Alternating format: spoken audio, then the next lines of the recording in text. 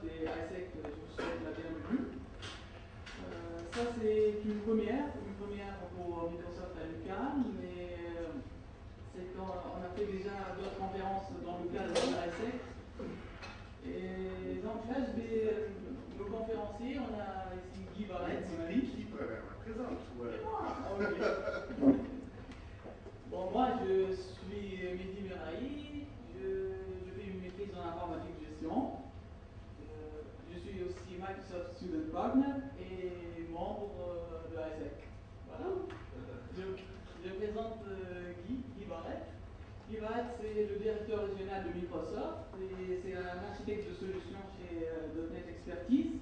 Et à côté droite, on a Fred qui est évangéliste aux développeurs de Microsoft. Il est un peu le côté open source et la vision open source de Microsoft. Et voilà, sur ce, on va commencer. Simon. Merci, Eddie. Est-ce que vous entendez bien? Est-ce que vous entendez bien à l'arrière? Oui. Vraiment, OK. Mehdi me présentait comme directeur régional de Microsoft. Je ne travaille pas pour Microsoft. Je suis un travailleur autonome qui travaille en moyenne grande entreprise. Donc, j'utilise les produits de Microsoft, dont les produits cloud. Fred, toi, tu es un employé de Microsoft. Moi, je suis un employé de Microsoft, donc comme Mehdi l'a dit, je suis évangéliste pour les développeurs chez Microsoft. Tu annonces la bonne nouvelle. J'annonce la bonne nouvelle, je donne l'amour aux développeurs. Mon travail, c'est de faire le lien un peu entre Microsoft et les développeurs, puis entre développeurs et Microsoft, donc dans deux centres. Puis bon, bien d'autres choses comme faire des présentations, ça fait partie de mon travail. Donc, si vous êtes dans le milieu du développement d'applications en informatique, je sais que la présentation s'adresse un peu plus pour le monde en administration, mais quand même, n'hésitez pas à venir me voir, je vais donner mes informations. Juste pour valider, est-ce que tout le monde est à peu près ici en administration? Oui. Ok, excellent, parce qu'on a bâti, puis le langage, c'est pas un langage d'informaticien, on a bâti un petit peu la conférence pour vous expliquer de votre point de vue un petit peu, qu'est-ce que le cloud computing, puis c'est quoi les avantages. Est-ce qu'il y en a qui lisent la presse, des journaux, des magazines, qui ont vu ces annonces-là, la puissance nuage ou des choses comme ça? Il y a même une annonce à la télévision là, où il y a un homme bicyclette, la façon dont on peut utiliser la puissance nuage pour partager nos photos, ou même dans les aéroports, les petits logos que vous voyez ici. Moi, je l'ai vu dans l'aéroport à Montréal. Est-ce que ça vous dit quelque chose? Est-ce que vous avez déjà vu ça quelque part? Oui. Donc, il commence à avoir beaucoup de publicité sur le nuage cloud en général. Donc, ce qu'on va essayer de faire, c'est de démystifier un petit peu qu'est-ce que c'est. Grossièrement, la présentation s'adresse un peu, comme elle nous avait demandé, pour le monde qui sont en administration, pas nécessairement le monde qui sont en informatique. Donc, on ne va pas aller très technique dans la présentation. Par contre, si vous avez des questions plus techniques, je n'y vous pas. Dans le fond, ce qu'on veut présenter, grossièrement, c'est quoi le cloud computing et qu'est-ce que ça vient faire dans ma vie, moi, en tant qu'administrateur. Je suis pas en informatique, comment ça peut me servir, comment ça va être utile pour moi. On décide de faire ça sous forme de petit scénario. Donc, Guy va être le gars, il est déjà. Moi, je suis l'administrateur. Je suis l'administrateur, puis moi, je suis le gars en informatique, le nerd, le gars TI dans l'entreprise, le gars un peu plus technique. C'est dommage, parce qu'il y a une petite ressemblance. J'étais dans mon bureau, je cherchais une photo sur. Je riais tout ça, je trouvais que le gars, à part la barbe. Oui, effectivement. Donc, on travaille tous les deux pour une compagnie qui vend des produits de plein air sur Internet, entre autres, mais dans les magasins, tout ça. On a un merveilleux site web où on vend nos produits. Donc, l'achalandage est régulier. Les ventes sont bonnes. On a une problématique, par contre.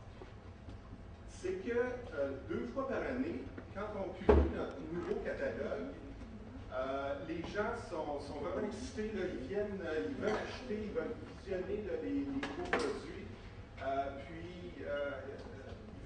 Ils veulent se procurer, par exemple, pour la saison d'automne-hiver, les dernières nouveautés, ou au printemps, même chose pour préparer leur saison. Et la problématique, qu'est-ce qui se passe pendant à peu près 1 à 2 semaines quand on lance ce nouveau catalogue-là en ligne? C'est ce qui se passe. Fred, qu'est-ce que ça veut dire, ça? Bien, les clients arrivent sur notre site web, puis parce qu'il y a un achalandage plus grand que d'habitude, bien, notre serveur ne fournit pas. Donc, les clients, au lieu d'accéder au site web, ils tombent sur une page avec une erreur, on voit que la page ne fonctionne pas, le site est down. Bref, ils ne sont pas capables d'accéder à notre catalogue. Ça, c'est-à-dire que notre serveur qu'on a chez nous dans notre entreprise, il ne fournit pas assez. Donc, on n'a pas assez de puissance pour fournir ça. Ça fait que, j'adore cette forme-là, ça fait que alors, nos clients... voici nos clients, durant ces 2 semaines-là. Nos clients ne sont pas contents parce qu'ils ne peuvent pas acheter. Ils appellent au service à la clientèle qui est débordé, donc qui déjà avec le nouveau catalogue, il y a beaucoup d'appels.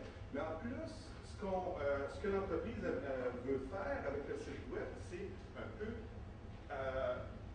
décharger le service à la clientèle, puis prendre ces ventes-là via le site web.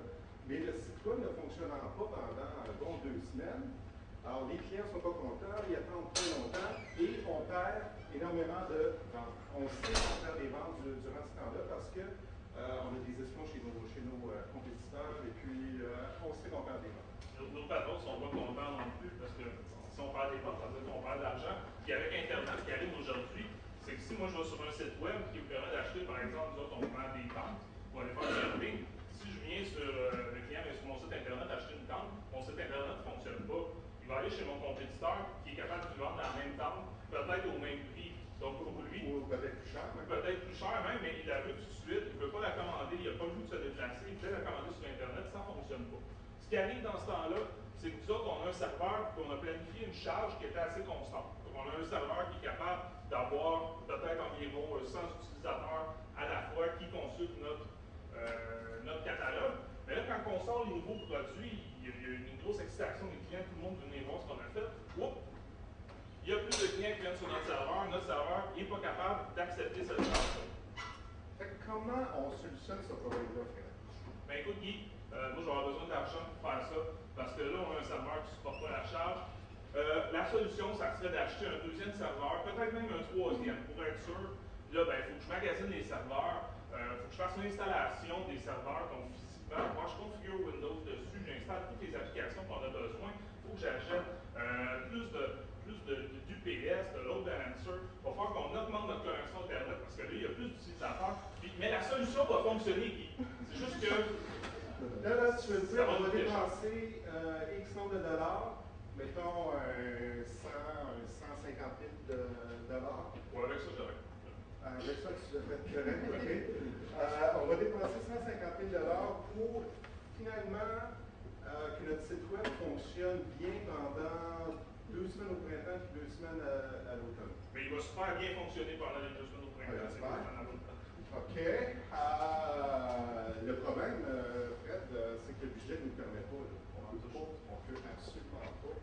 On pourrait peut-être acheter un nouveau serveur, mais on ne pourrait pas se payer tout ce luxe-là. Non, il faut tout ça, Mais, Fred, j'ai pris un petit peu d'avance, puis j'ai été voir un petit peu sur le web. Là, j'ai vu du hosting, d'hébergement de site web en mode partagé. Hey, 8 piastres par mois, on pourrait peut-être utiliser ce type de service-là. Puis même, regarde, une version ultime à 15 piastres, là, notre site web ne pourra jamais tomber avec la version ultime. Oui, ben, effectivement, ça va coûter moins cher.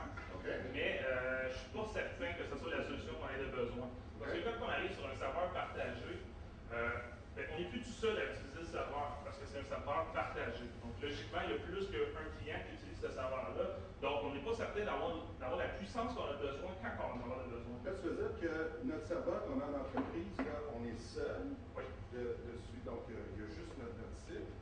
Par contre, si on va en mode partagé, là, on peut avoir On peut être 10, 20, 30, 100, 200, 1000, ça dépend vraiment des hébergeurs, comment ils configurent leur serveur. Je suis sûr qu'on n'est vraiment pas tout seul sur notre serveur. On sauve en coût, mais je te dirais qu'à la limite, on tombe peut-être même avec quelque chose qui est moins efficace que ce qu'on a présentement. Bon, Fait que mon idée n'est pas très bonne. Je n'osais pas te le dire, mais OK. ben, moi, j'ai une autre solution pour toi qui pourrait être intéressant. C'est la solution dans les nuages. C'est le cloud computing avec grande face comme ça. Donc, ça, ce que ça nous permet, c'est dans des entrepôts comme ça, des gros entrepôts, il y a plusieurs bunkers avec, ça c'est sécurisé, les serveurs sont tous sous une autre entreprise, la compagnie qui s'occupe d'offrir les services de cloud computing qui gère tout ça. Il y a des centaines de serveurs là-dedans, t'en as en masse pour la puissance que tu as besoin. Ce qui est intéressant avec le cloud computing, c'est que tu payes un montant par mois. C'est plus moi qui va gérer les serveurs, c'est l'entreprise qui offre les services de cloud computing qui vont le gérer. C'est disponible 24 heures sur 24. Nous autres, on demande une puissance initiale qu'on a besoin, et on peut prévoir les moments où il y a des pics. C'est-à-dire qu'on sait que la semaine prochaine, on va sortir notre catalogue.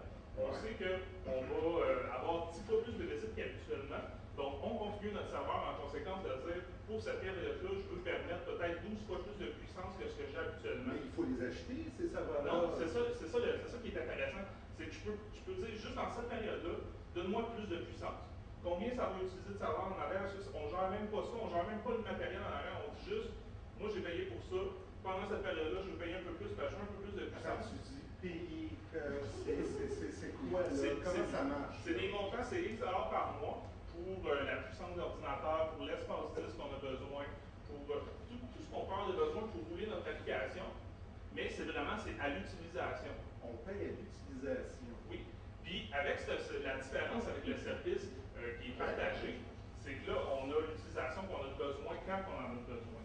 Ça veut dire que c'est c'est pas l'immobilisation, c'est des dépenses d'opération. Exactement. Maintenant, avant, on achète notre serveur, on est obligé d'immobiliser la dépense, tandis que là, ça devient un service qu'on paye à quelque part. Donc, c'est plus avantageux même Mais qu'est-ce qui arrive là, là j'ai besoin de la puissance maximale là, pendant les 2 semaines.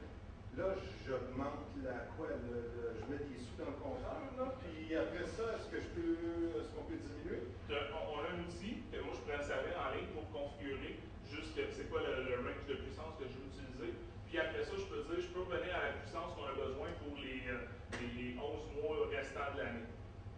OK, donc on paye à l'utilisation, puis finalement, c'est de la location.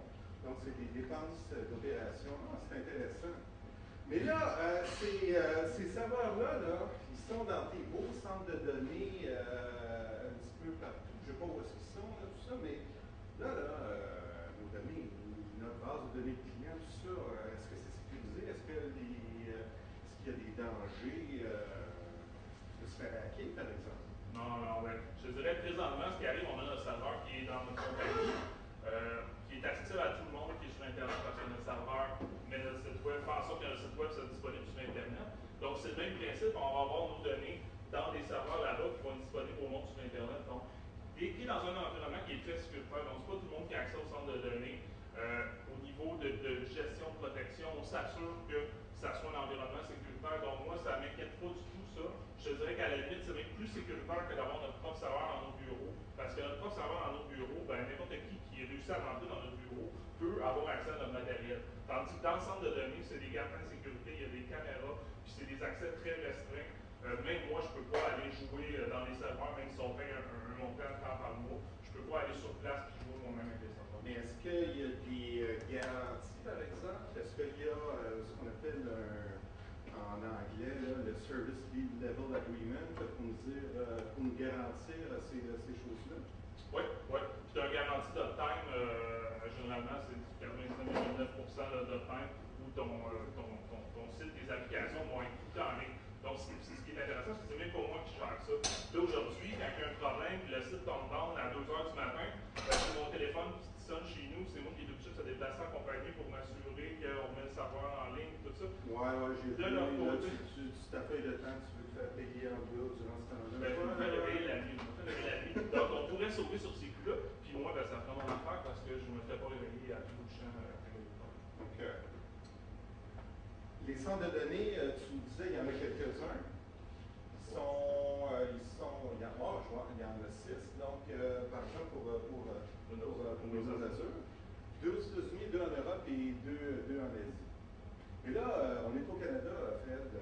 Si on héberge, par exemple, sur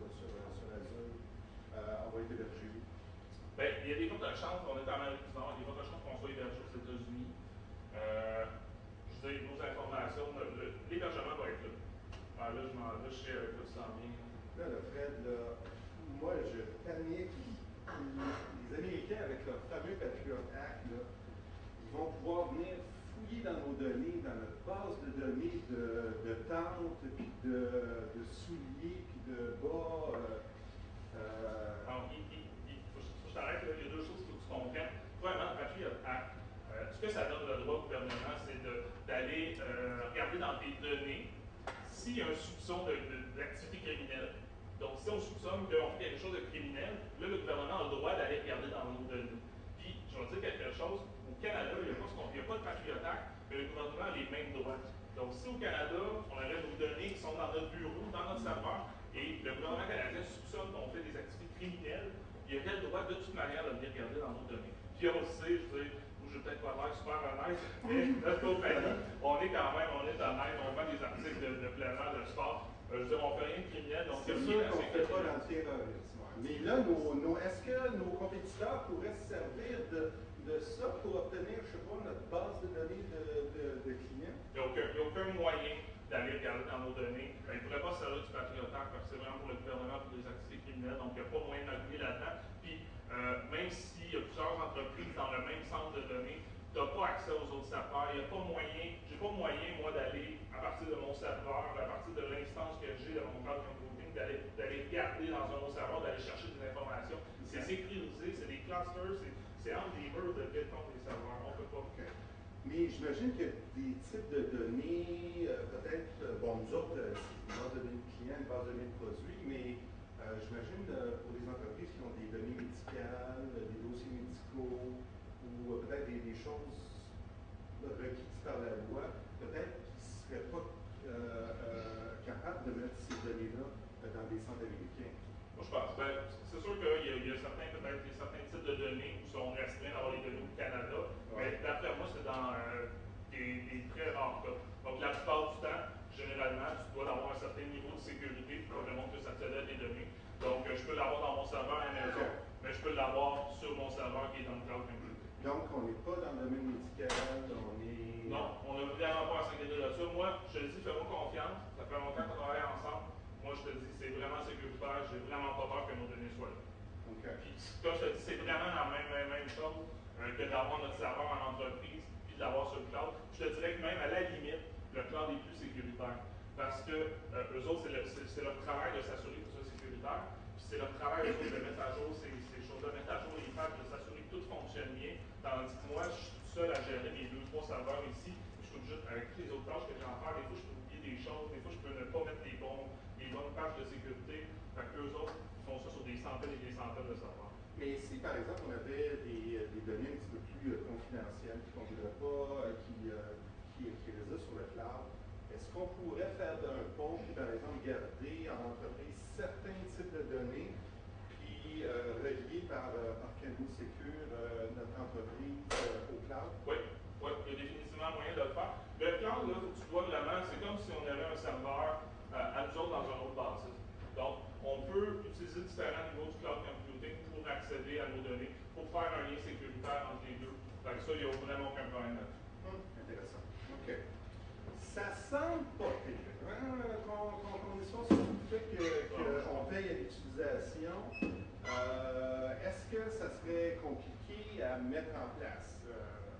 Par exemple, si on voulait utiliser Azure ou un autre service de cloud computing? Non, c'est comme on ouvre un compte, on définit c'est quoi nos besoins, puis généralement c'est quasi instantané. On a accès déjà au serveur, on peut déployer nos applications, et dans certains cas, dépendant de ce qu'on va utiliser, il peut y avoir des petites modifications à faire dans l'application, mais sinon tu peux, dépendant de ton type d'application, juste le déployer sur Azure ou sur n'importe quel autre service de cloud computing, et ça se fait facilement. OK, parfait. Ça me donne une idée, ça. Là, je sais que tu vas présenter un budget pour les prochaines années pour mettre à jour notre serveur de courriel, le serveur Exchange. Est-ce qu'il y aurait moyen d'utiliser le cloud, par exemple, au lieu d'avoir un serveur dans notre entreprise, au lieu de l'avoir dans le cloud? Oui. C'est possible. Ça serait possible. Écoute, ce qui est le fun avec le cloud computing, c'est qu'on peut utiliser différents niveaux. Donc, ce que je te parlais tantôt, c'est plus au niveau infrastructure, c'est-à-dire que nous autres, on gérait notre application, on gérait peut aller avec quelque chose qui est on-premises, où là, on gère tout, puis nous autres, on peut tout gérer, puis c'est comme si on allait dans le serveur ici, ou on peut arriver au niveau plateforme as a service. Bref, je comprends rien. Pourtant, Ça veut dire quoi tout ça? Des types de nuages, le private infrastructure platform. Ben, ouais. Je vais essayer de le simplifier un peu. Je dirais qu'il y a 3 gros morceaux dans le cloud computing qui nous permettent, dans le fond, de gérer à différents niveaux. Donc là, on parlait un peu que nous autres, on voulait gérer surtout notre site web, donc on voulait gérer surtout au niveau plateforme parce qu'on a un serveur, on a besoin de certains types de choses. On a une application existante. On a une application existante. Si on avait voulu gérer encore plus ça, mais là, dans mon cas, c'est pas ça parce que moi, je veux me débarrasser un peu de toute cette gestion-là. On aurait pu avoir quelque chose qui serait au niveau de l'infrastructure où on aurait pu gérer tout, dans le fond, notre serveur, toute l'infrastructure au complet.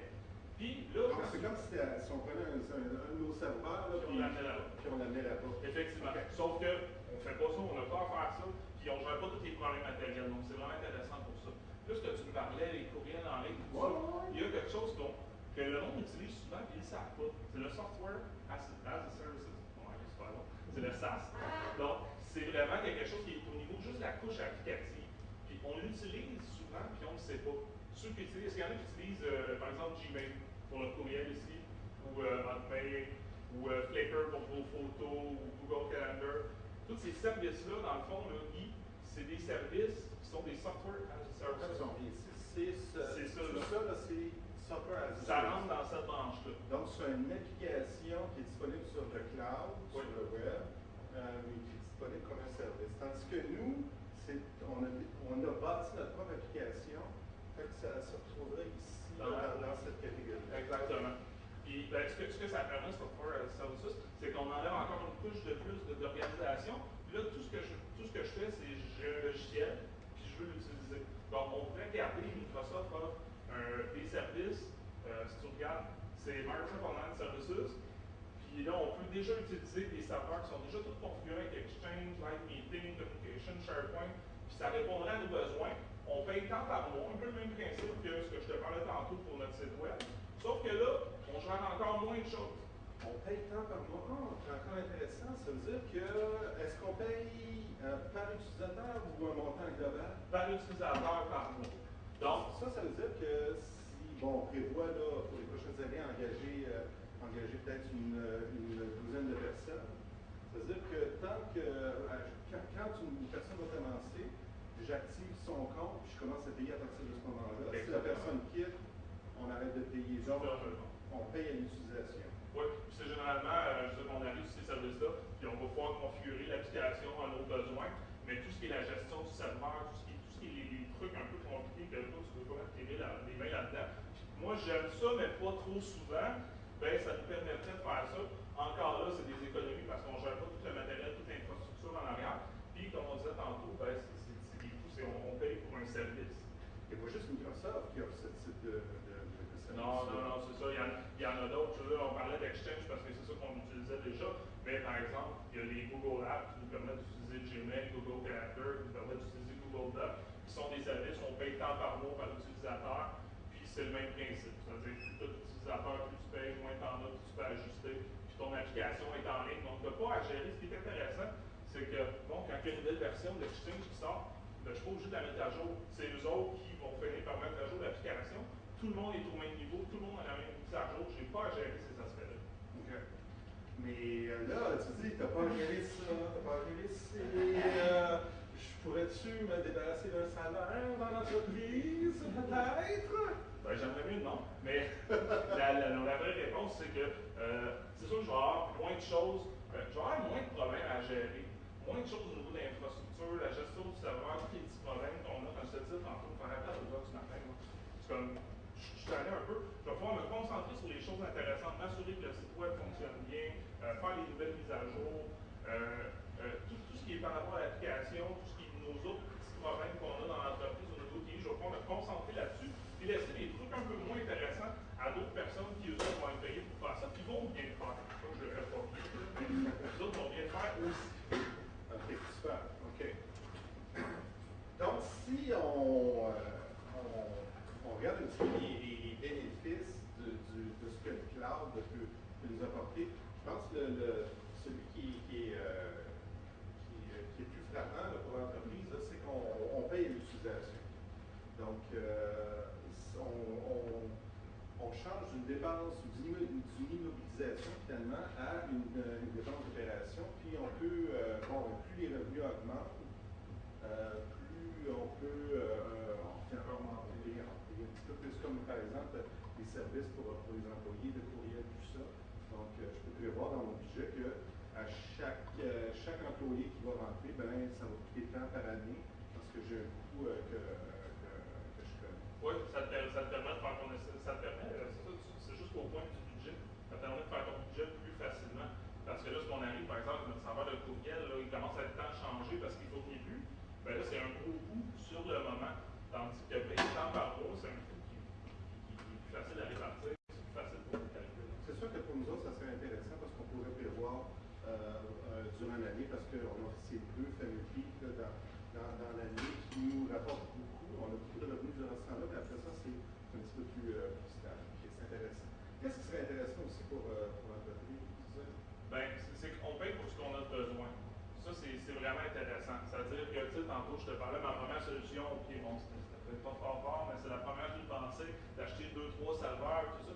Mais là, je paye pour une puissance que j'ai besoin 2 fois 12 semaines. J'ai besoin à peu près 1 mois par année de cette puissance-là quand on sort le nouveau catalogue. Puis le reste de l'année, ben, j'ai des serveurs qui dorment et qui ramassent la poussière. Donc, j'ai acheté des gros systèmes qui ne me servent pas. Là, avec le cloud computing, je paye au besoin. Fait que pendant les 2 semaines, j'augmente ma puissance. Après les 2 semaines, ben, je n'ai plus besoin. Je paye pas pour cette puissance-là. Okay. Donc, on pourrait prévoir nos fameux pics, là, nos points, 2 points durant l'année. On pourrait même peut-être penser d'avoir des nouveaux catalogues, peut-être 4 fois par année plutôt que 2, parce que là, on peut augmenter le débit, puis revenir à un débit normal, comme on veut. Effectivement. Ce qui est intéressant, ben, c'est des solutions qui sont disponibles 24 heures sur 24. C'est très sécuritaire. Excellent. Ah. C'est ça, ça va. Dans le fond, on a plus ou moins fait le tour du cloud computing. On va revenir aux questions. Avant, je vais peut-être juste vous parler très rapidement deux programmes qu'on a. Si vous planifiez en sortant de l'école, même tout de suite, vous lancez dans la création d'une start-up, donc une entreprise qui miserait sur le développement d'un produit. On a un programme qui s'appelle Microsoft vSpark qui vous aide à 3 niveaux. Il vous aide au niveau visibilité sur le site web de vSpark Connect. Il vous aide au niveau du support. Donc, vous avez un support professionnel de Microsoft, mais aussi un support des partenaires, des forums qui sont monitorés. Donc, c'est très intéressant. Et la partie qui est vraiment une partie où on va sauver beaucoup de coûts, c'est que ça vous permet pendant 3 ans d'avoir accès à des logiciels qui sont généralement payants. Donc, c'est sûr que c'est un programme qui est plus pour les développeurs, mais même si vous êtes plus en administration, si vous décidez de partir d'une startup, vous allez avoir quelqu'un qui fait du développement dans votre entreprise, puis vous allez aimer l'aspect visibilité, puis que vos développeurs ou la personne qui va faire le côté technique ait un support. Donc, c'est un programme qui est très intéressant, disponible dans plusieurs pays, dans plusieurs langues. Donc, ça, c'est une des choses. On a un deuxième programme qui est celui-ci pour les étudiants, qui s'appelle Brimspark. Présentement, vous avez probablement accès à MSDN, qui donne accès à plusieurs logiciels. Donc, la particularité avec MSDN, c'est que quand vous terminez l'école, quand vous n'êtes plus un étudiant, vous n'avez plus accès au logiciel. Donc, vous n'avez plus accès au portail MSDN, mais en même temps, vous ne devriez plus utiliser les logiciels qui vous ont été donnés gratuitement. Avec Brimspark, ce n'est pas tous les logiciels qui sont disponibles sur MSDN, c'est encore surtout là quelque chose pour les développeurs, mais c'est quand même intéressant que vous le connaissiez. Vous vous inscrivez pendant que vous êtes étudiant, c'est gratuit. Quand vous terminez vos études, bien sûr, vous n'avez plus accès au portail, c'est le même principe que MSDN, à la différence que les logiciels que vous avez téléchargés, les licences que vous avez, vous pouvez les garder. Vous pouvez produire avec, pas juste afin de faire des tests chez eux, de tester des nouvelles technologies. Donc, c'est quelque chose de vraiment intéressant. Si encore là, vous planifiez, soit vous êtes dans le développement d'applications, soit vous planifiez vous alliez avec des développeurs pour un projet quelconque, c'est un programme qui est gratuit, super intéressant, seulement pour les étudiants. Excellent. On va peut-être passer aux questions. Questions, commentaires? Questions sur